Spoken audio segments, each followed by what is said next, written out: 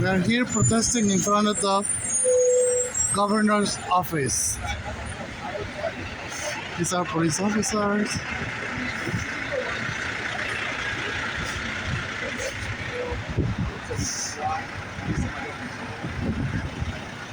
Hello. Good morning, good morning. We're here in front of the governor's office. Hi. Hi, everybody. Hello. Hola, Sonia. Hola, ¿cómo están? ¿Y por qué están protestando hoy? ¿Eh? ¿Por qué están protestando hoy? Nada, que los ricos paguen impuestos para invertirlo en las escuelas y en vivienda para nuestra... Sí, pero hay un problema con eso. Hola. Hay un problema con eso. No, porque ellos siempre tienen un loophole. Tienen que cerrar los loopholes. Amor, pero tenemos que seguir luchando porque todos esos privilegios que nosotros tenemos, que estamos disfrutando, fueron por personas que como nosotros se tiraron a la calle. Nada es imposible, aunque nos cueste tiempo, pero... Sí, pero tienen que cerrar los Pero loopholes. yo no creo en pero, yo creo en acción. Bueno, yo pienso diferente a ti. Yo creo en acción. No en pero. Si le ponemos pero a todo, no vamos a lograr. No se resuelve nada. Ah, hay una pero. Good. How are you? Yes. So, oh, hi, ¿cómo estás? Ay, gracias por mi vida, gracias se pierde otro día. Oh, sí, claro, para eso estamos. Sí. Me tenían con los pelos de punta.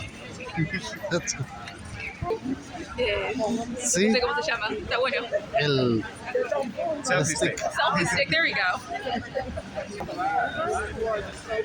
Aquí tenemos New York City Community for Change. Y aquí más tenemos por acá. Drum. This is rising up and moving. That's from India, Bangladesh, right? Bangladesh? Nice.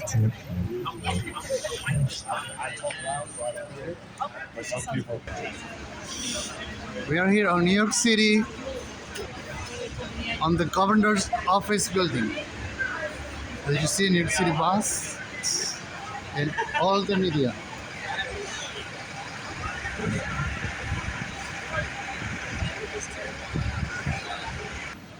You see people from all communities here.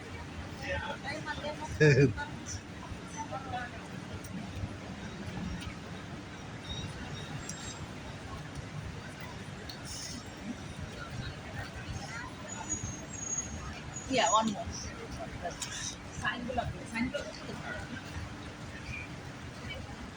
The rally is about to start. Investments. Safety means investments. Safety means investments. Safety means investments. Safety means investments. Thank y'all. Thank everybody so much for coming out. My name is James Innes. I work on public safety at New York Communities for Change. And first, thank you all for coming out so much. Second of all, I want to explain to everybody who we all are, right? We are all New Yorkers. And we all want something very specific. We want a safer New York.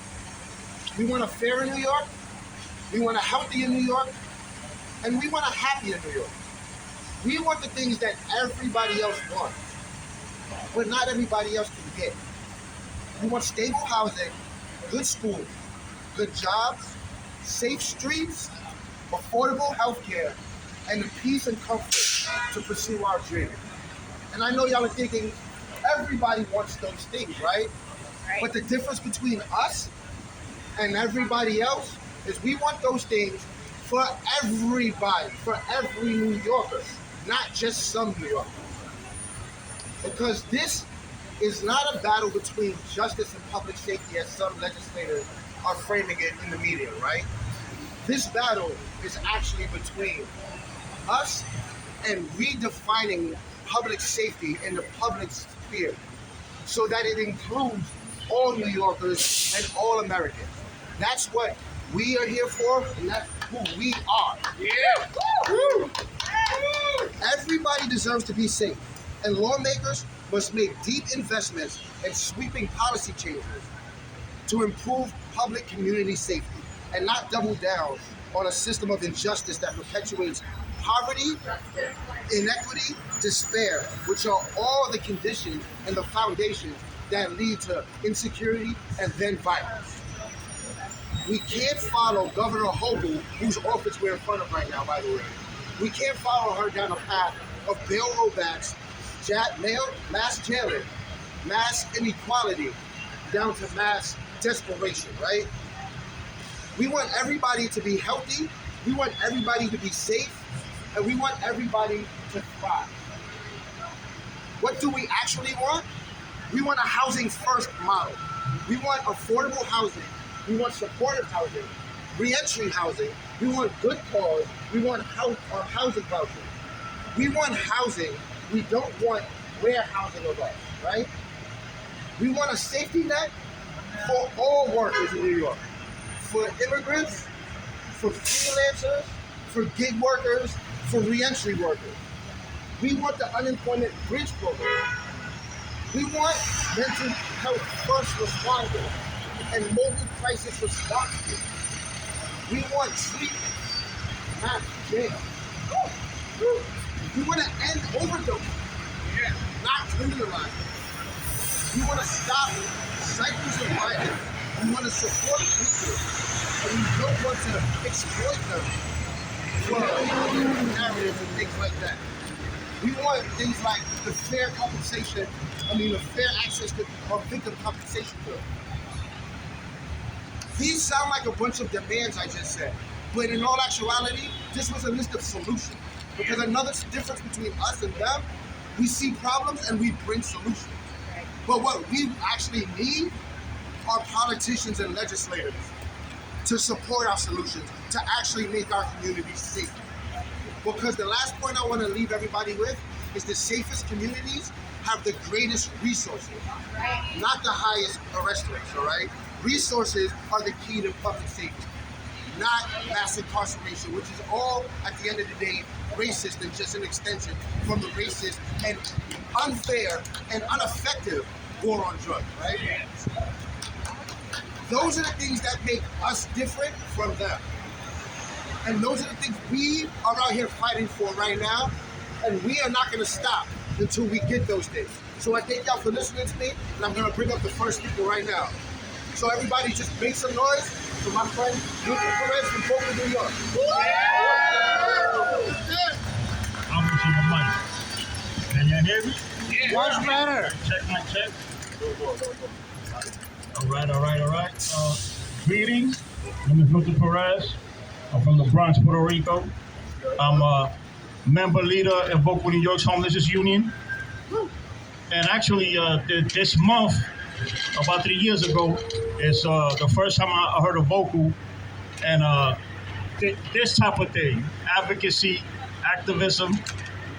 So it's been 3 long years, but 3 insightful years because I learned a lot. I spent over 5 years in the shelter system, and that's a place that nobody really needs to be. So we need to pass good course eviction. You don't want people going into the shelter system, especially now. So we need to pass good course eviction. And if we need good course eviction, which HABP, the Housing Access Voucher Program, which is a statewide voucher. So that means that people from upstate, I've had family upstate that had to move back to the city because they don't have the type of help that we do. Even though, things are not great in the city, it's better than being upstate because they have little to no help. So the House's Access Voucher Program will include people from upstate, people from the city. In my experience in the shelter, I met a lot of people that have been in the city 20, 30, 40 years, but because they have some issues with a green card or documents, they don't get any help. So people spend years upon years with getting no help. People are elderly with health issues. The Housing Access Voucher Program will include them. So people have an opportunity to get housing. It's been 3 long years, HABP, and I got it memorized now. and it has to happen. You know, with everything that's going on, it has to happen. We have to do something that will push us forward. We've been stuck on stupid for what, 10, 15 years. The same issues. You know, the shelter system keeps growing and growing. You know, billions upon billions being invested in the shelter system.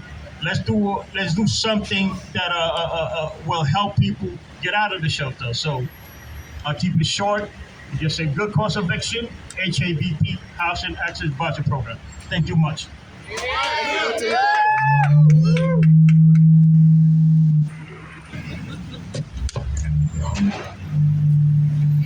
So I rushed through it real quick. These stories that you're about to hear from these people like Milton, who actually spent time in the shelter program, are important to ground for people to realize this is happening to actual people, right? When we bring people like Milton up to speak, it's not because Milton wants to come out here. He don't want to come to the city and tell his story, right? He wants y'all to know that good cause eviction will prevent people from joining the shelter system like he had to go through, right?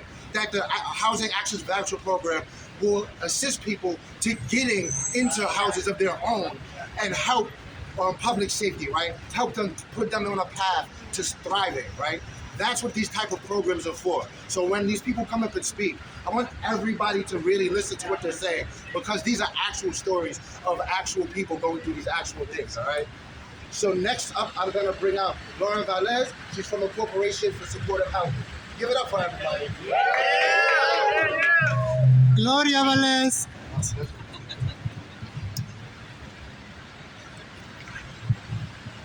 Hi, everyone. I am Lauren Velez, and I'm the Associate Director for New York at the Corporation for Supportive Housing, or CSH.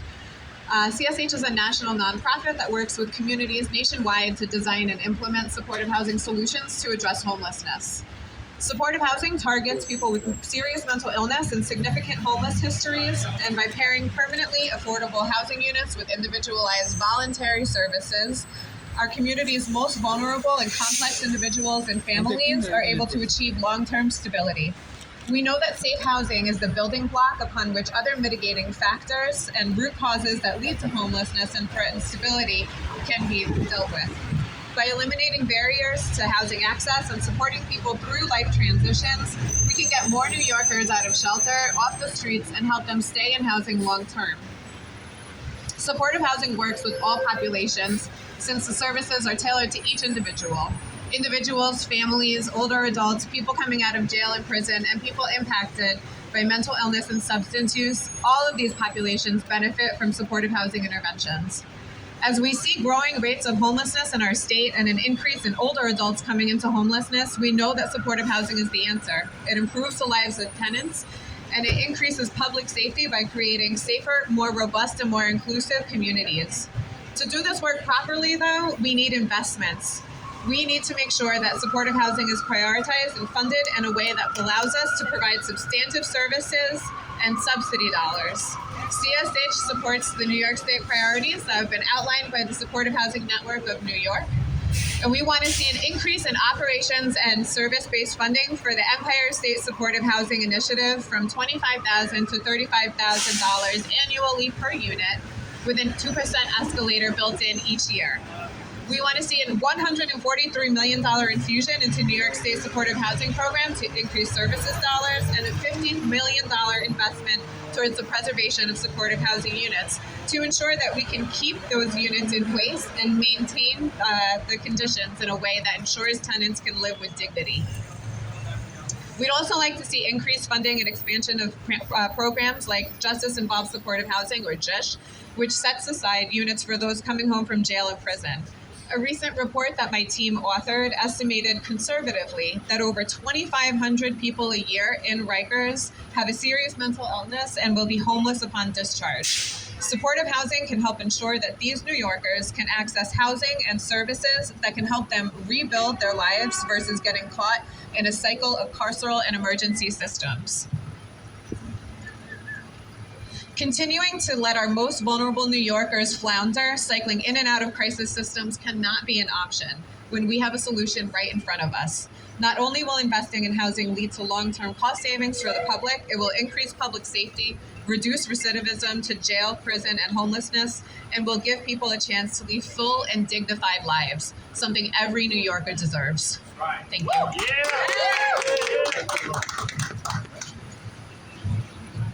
So we just had two speakers speak, right? And they both spoke about housing. But one thing that you heard them speak about in speaking about housing were resources needed for housing to make the community safer, right? Because that is, once again, you're gonna hear me hammer in this point. Resources make communities safer. So that is, you're gonna hear us say that over and over, and I'm gonna say it over and over. But now I'm gonna bring up the next speaker who's gonna talk about the Unemployment Bridge Program, Sharifun Begum from Drum.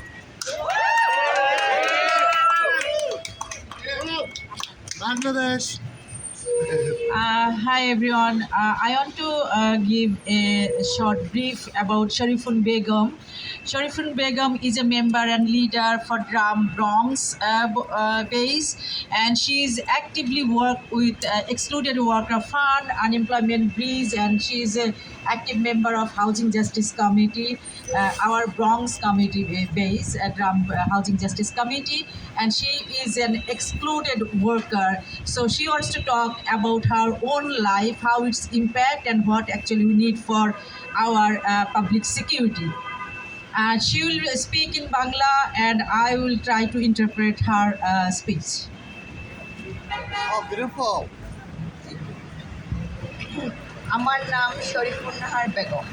আমি একজন drum member. আমার দুটো বাচ্চা আছে। আমি এবং আমার স্বামী মিলে আমাদের 4 জনের পরিবার। গত মহামারীর সময় থেকে আয়ের চেয়ে ব্যয়ের পরিমাণ অনেক বেড়ে গেছে। My name is Sharifun Begum. I have 2 children. Me, my husband, and 2 children. We are 4 members in our family. The current situation is whatever our income, but the expenses is more than that. বর্তমানে বাসা ভাড়া, খাদ্যদ্রব্য এবং বিভিন্ন প্রয়োজনীয় জিনিস manage করা সবার পক্ষে সম্ভব হচ্ছে না। অনেক কঠিন হয়ে গেছে। এই কঠিন জীবন চালিয়ে উঠতে অনেকে হিমশিম খাচ্ছে। Currently, it's impossible to survive with our regular basic needs, and we actually cannot. This is very critical and hardship for our life. তাহলে আমরা যদি চলতে নাই পারি বর্তমান অবস্থার সাথে, খাবার কিনতে, ঘর ভাড়া পে করতে, বিভিন্ন কিছু যদি আমরা না পারি, তাহলে একসময় আমরা অপরাধের দিকে ধাবিত হব। If we cannot survive our lives, if we cannot, get our basic needs, then maybe we can go for crime. Whatever the mainstream call is crime, but we don't feel it's crime. জন্ম থেকে কেউ অপরাধী হয়ে জন্মগ্রহণ করে না। অপরাধ করার জন্য অনেক কারণ থাকতে পারে। পরিবেশ পরিস্থিতি মানুষকে এমন করে দেয়। Nobody born as a criminal, but the situation actually moves them to do such kind of things. আমি একজন মনীষীর একটি উক্তি এখানে তুলে ধরলাম। যে দেশে ক্ষুধার যন্ত্রণায় মানুষ খাদ্য চুরি করে, সে চোরকে না ধরে দেশের সরকারকে জবাবদিহি করাই উচিত এমন পরিস্থিতি তৈরির জন্য। I want to share a statement from an intellectual person of our country. The country who cannot feed their citizens or their residents, it is the crime for the government, not that citizen. Yeah, that's right. তাই আমাদের দাবি governor Kathy হুকল এর কাছে শুধু অন্যান্য budget কমিয়ে, শুধু পুলিশের বাজেট বাড়িয়ে অপরাধ দমন করা যাবে না, মূল গোড়ায় যেতে হবে। Our demand to Kathy Hochul, she has to look about the main cause of crime, not to look at the surroundings. আমাদেরকে আমাদের জন্য নিশ্চিত আবাসন, চাকুরি, খাদ্য, শিক্ষা, নিরাপত্তা, চিকিৎসা ইত্যাদি সঠিক ব্যবস্থা করতে হবে। We need our job security, our food, our treatment, our healthcare, our housing. আমি মনে করি এই ব্যবস্থা যদি সঠিকভাবে পালন করা হয় তাহলে অনেক অপরাধ কমে যাবে। I think if she take care these things properly, then crime automatically goes down. অপরাধকেও খুঁজতে হবে, অপরাধের কারণও খুঁজতে হবে। মানুষকে এটা কি হোক, মানুষের মেহনতি মানুষের জয় হোক, ইনকলাব জিন্দাবাদ। সবাইকে ধন্যবাদ জানিয়ে আমি আমার বক্তব্য এখানে শেষ করছি। মেহনতি মানুষের জয় হোক, ইনকলাব জিন্দাবাদ। সবাইকে ধন্যবাদ। আমার বক্তব্য Okay. We actually want to secure all the documented and undocumented folks for their job security and everything. I want to say that we want victory for the working class folks, and I want to say Inqilab Jindabad, Biplab Dirghojibhi Hok. Thank you. Thank you. To hear stories like that, right? New York State, Kathy Hochul just put out a budget of $227 billion for 1 year. But we live in a state where people have to deal with things like that up in Yonkers, right? It's unacceptable. There's more than enough money to feed everybody. There's more than enough resources to keep us all safe. But I would be remiss to say that resources are the only thing that we need for public safety. There is another part to this, and I'm going to bring up Frank Tia from New Yorkers for Against Gun Violence to speak to that part, because there is two parts, and we have to speak about both. Thank you, James. Good morning, folks. Thank you to everyone who went before me, because this is a full circle issue. Gun violence and violence thrives when you don't address other issues, right? So food insecurity, houselessness, poverty, unemployment, right? All those things fan the flames of gun violence, right? So this is a full circle issue. My name is Frank Tier.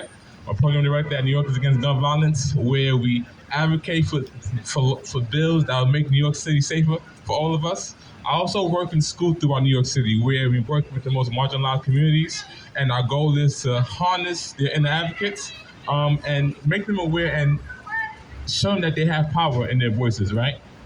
So I'm here to advocate for the Fair Access to Victim Compensation Bill. Not sure how much you all know about that, but it's essential to restoring our communities and making communities safer. First off, we don't do enough for victims, survivors. We don't do enough to alleviate their hardships. When crime happens, violent crime happens, victims are often left to carry the burden of financial hardship and trauma. It's no secret that our system has failed many, but it hasn't failed as many as it's failed members of our most marginalized communities. The stipulations and limited filing time penalize victims of gun crimes at a time when they need support the most. Currently, victims of crime are required to report and cooperate with law enforcement to be eligible for compensation. Recent data shows that 60% of violent crime victims don't report their crimes to law enforcement. If you couple that with daily incidents that continue to erode trust between communities of color and law enforcement, it's no secret who we think are worthy of our support and who we think isn't. If it's truly our goal to interrupt cycles of violence, we have to interrupt cycles of hardships. And our support and ultimately the passing of this bill would be a step towards the right direction in healing communities with decade-old wounds. Thank you for your time, and I so much love being here today, and thank you for everyone who spoke before me. These issues are not a singular issue. These bills are not singular bills. But at the end of the day, resources are going to be what gets all of us out of these cycles of trauma, out of these cycles of violence, and into a cycle of prosperity and into a cycle of life. So lastly, I want to bring up our last speaker, who is going to talk about the money, right? We've talked about a lot of other things, but I'm going to bring up Erica Vladimir from the Invest in Our New York Coalition to try to bring it all together. So make some noise for Erica, y'all. Thank you. Safety means investments. In a budget that is $227 billion, how can our elected officials, the very people we voted in to represent us, be okay with billions of dollars going to corporate tax breaks, corporations that are led by billionaire CEOs who hoard their wealth as opposed to giving it back, putting it in, directly investing into the communities that they benefit from. These corporations, these billionaires and millionaires, they do not make their money. They are not ultra wealthy on their own. They get this way because of the workers who work for them every single day and are underpaid. They become rich because they benefit from our public infrastructure, from our roads to our subways. They benefit from our communities where they send their children to our schools. It is not right, it is not just that while there are people who are struggling to pay their heat rent, who cannot keep a safe permanent roof over their head, who cannot send their child to daycare, who cannot make more than a sub-minimum wage, there are people who have collectively $100 billion of wealth sitting pretty on Park Avenue. These are the same people who are working with corporate Democrats to line their campaign coffers and keep the system rigged. It is them. It is that reason that our tax system is unfair. President Biden in the State of the Union said the tax system is unfair. The wealthy need to pay what they owe in taxes. We need to tax the rich. And this is the year to do it. In 2021, we made some incremental progress, and guess what? We brought in $10 billion in new public dollars. That was huge. That went to fully funding our public schools. We were able to have 1 year of childcare across the states. We were able to make sure that people had emergency rental assistance, but it is not enough. While people continue to struggle, there are billionaires and corporations that are making profit hand over fist. And the Invest in Our New York Coalition campaign is so proud to stand with y'all to fight for the public dollars that we deserve. We can make corporations finally pay what they owe to New York from the profits that they make every single year. We can make sure millionaires and billionaires pay what they owe to their communities. So everybody, not just the millionaires and billionaires and their families, can be safe, can be healthy, and can thrive. Thank you. So I got a little bit of bad news, everybody. I lied. That's not the last speaker. So I stepped to the side, and we are fortunate to have Renee Trotman from Assembly Member Latrice Walker's office come and say a few words because we really appreciate it. Oh, look at that. Hello, everyone. My name is Renee Trotman. Good morning. As stated, I'm here for Assemblywoman Latrice Walker, who unfortunately had an emergency this morning. So please continue to keep her mom, Emma Walker, in your prayers. I will now read her remarks. Assemblywoman Latrice Walker represents New York State's 55th Assembly District, which includes the storied neighborhood of Brownsville, where she was born and raised. Thank you to the advocates of the hardworking organizations who came together to demand greater investments in our communities, greater investments instead of more police, greater investments instead of more Black and brown people being carted off to jails and prisons, greater investments in violence interruption instead of annual threats to roll back the important gains New York State made with bail reform. Woo! I came here today as a New Yorker who wants to be safe in her own community. Like each and every one of you, I want to make it home and hug my loved ones and walk on my block without being assaulted. Believe it or not, we don't need to fill our jails to make our neighborhoods safe. We can protect people's civil rights and have public safety at the same time. I have somewhere to sleep tonight, but that means nothing until we all have stable housing. We don't all have affordable health care. We don't all have access to good schools. I won't stop fighting until we all have what we need. There are countless New Yorkers who wear the albatross of poverty. Many of them have mental health issues. Some in the city want to lock them up for committing crimes of poverty instead of addressing the root causes. Some want to cart the mentally ill off to shelters against their will. What if we invested more resources into our social service agency alternatives to incarceration, supportive housing, mobile crisis intervention, or substance abuse treatment? We have to address the conditions that led to crime in the first place. Before I go, let me address the persistent battle over bail reform. We successfully reduced pretrial jail populations without seeing an impact on crime. The state's Division of Criminal Justice Services says the overwhelming majority of people released under bail reform laws are returning to court, which is the whole point of bail in the first place. But here we go. Governor Hochul in her recent budget address said she wants to eliminate the least restrictive means standard in New York State. The jail population in New York is nearly 75% Black and Brown and Latino people. The governor's plan will only ensure that more Black and Brown people are sent to jail pre-trial. And it will ensure that more Black and Brown people will die on Rikers Island. This is not the future I want for New York. This will take us backwards towards a time when on any given day there are more than 25,000 people were detained in New York City jails alone. Without the least restrictive means standard, judges will be free to set bail for whatever reason they want. It would also create an arbitrary nature that opens the door to judicial bias. It opens the door to unspoken dangerousness standard. It will open the door to the kind of torture suffered by Khalid Browder. This is not the kind of future I want for New York. I want a New York that invests in its people instead of incarceration. I want an equitable New York, not one that punishes Black and Brown people with perpetual punishment. I want a safer and more equitable New York for everybody. And Assemblywoman Latrice Walker will not stop until we get it.